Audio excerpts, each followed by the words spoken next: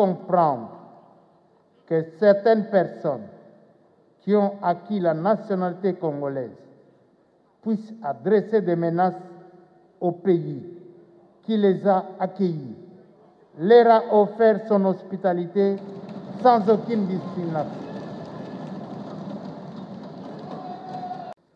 À titre illustratif, c'est avec le régime du président Félix Antoine Tshisekedi Tshilombo que nombre de compatriotes ont recouvert leur liberté.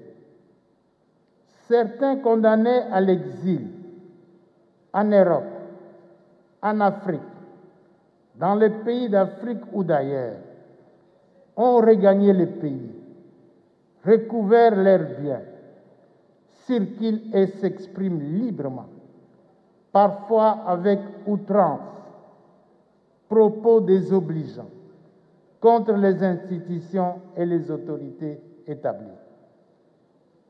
Si ce n'est un cadeau, il s'agit tout de même d'une expression clairement établie de bonne foi et d'amour pour son pays et ses compatriotes, d'un attachement indéfectible à l'état des droits démocratiques pour lesquels il a sacrifié sa jeunesse. Ça ne sera donc pas sous les règles de son Excellence Félix Antoine Tshisekedi Tshilombo, aussi respectueux et protecteur des droits humains, que ceux-ci seront violés.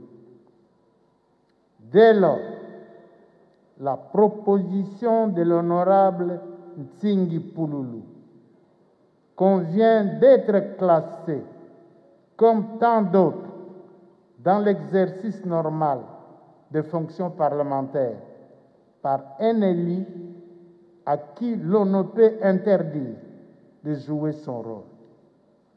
Elle relève de la liberté d'expression garantie à tous les Congolais, de surcroît un député national.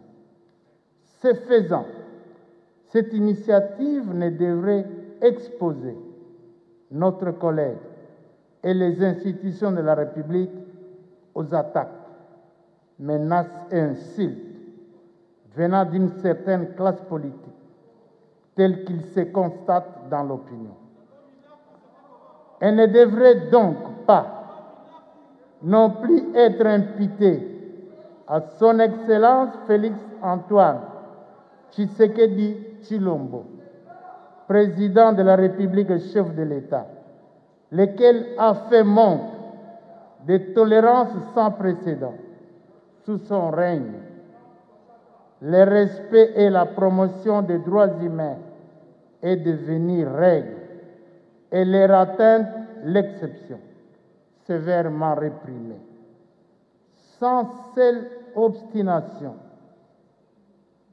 et la consolidation de l'état de droit, avec en toile de fond la lutte contre la corruption et l'impunité, dans l'unique souci de favoriser le bien-être de nos concitoyens.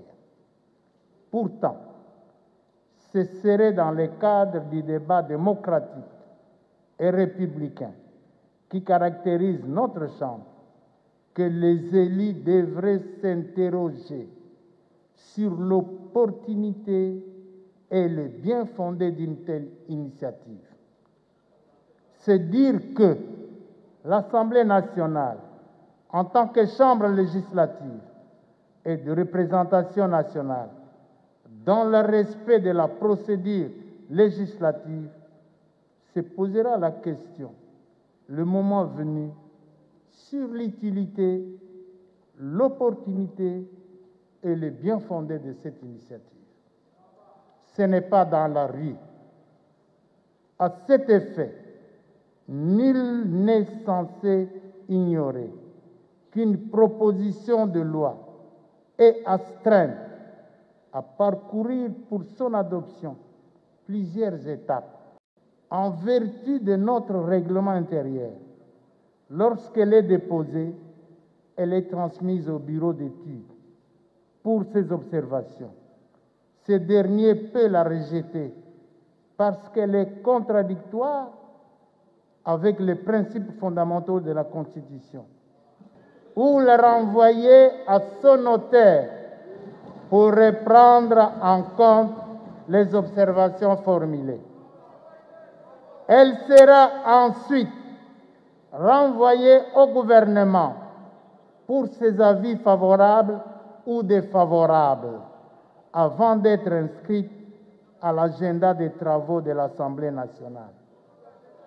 Son inscription à l'ordre du jour d'une quelconque séance plénière fait l'objet de délibérations à la conférence des présidents constituée de votre bureau et des bureaux de groupes parlementaires et de commissions parlementaires. L'ensemble de ce processus, loin d'être objet d'arbitraire, est fondamentalement marqué par les dispositions constitutionnelles et réglementaires auxquelles est soumise notre Chambre. Comment, dès lors, comprendre les agitations politiciennes constatées dans l'opinion, même dans les chefs des intellectuels de haut niveau, des diplomates et des honorables députés, pourtant fin connaisseurs de cette procédure? Honorables députés, chers collègues, l'Union sacrée de la nation est un mouvement républicain et démocratique, prôné par son Excellence, le Président de la République, chef de l'État, pour bâtir, avec le concours de tous les Congolais, patriotes, épris de paix, de justice et d'amour, pour notre pays et son peuple, un pays fort, prospère et libre au cœur du continent et rayonnant dans les concerts des nations. Il ne sera pas un fourre-tout, ni un conglomérat d'aventuriers de tristes mémoires, autrefois décriés par le vénérable fait président Mosé Laurent Désiré Kabila. C'est ici l'occasion de dénoncer les langages ourduriers, discours haineux, propos incendiaires et irrespectés, véhiculés par certains leaders politiques envers le président de la République, chef de l'État. Aussi dois-je rappeler que le président de la République est le chef de l'État. Il représente la nation et il est le symbole de l'unité nationale. Il est impérieux pour tout homme d'État qui aspire à la devenir d'avoir de la retenue, car la politesse ne fait de mal à personne, pour que lui aussi, à son tour, puisse bénéficier du même respect. Il est bien insensé de méconnaître cette règle élémentaire, surtout lorsqu'on a exercé de hautes fonctions politiques dans ce pays. Pourquoi la morale et la politesse ne peuvent-elles pas vivre ensemble? Est-ce donc que la morale est nécessairement impolitique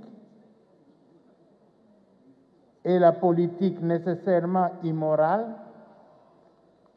Ne dit-on pas qu'un intellectuel sans morale est un jour sans lumière, ou que sans morale, la politesse ne sert que de cache-misère? Comment comprendre que certaines personnes qui ont acquis la nationalité congolaise puissent adresser des menaces au pays qui les a accueillis, leur a offert son hospitalité sans aucune discrimination.